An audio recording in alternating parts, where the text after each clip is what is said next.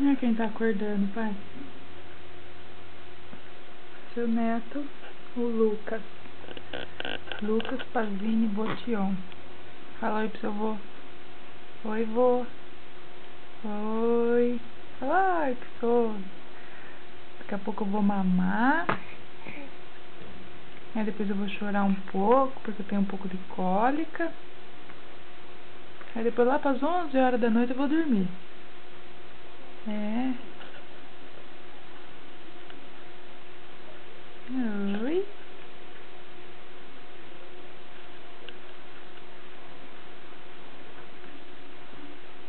Vai levantar?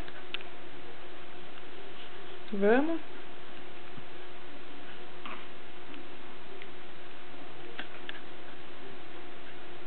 Mexe um pouco pro seu. Aí, fala tchau pro vô.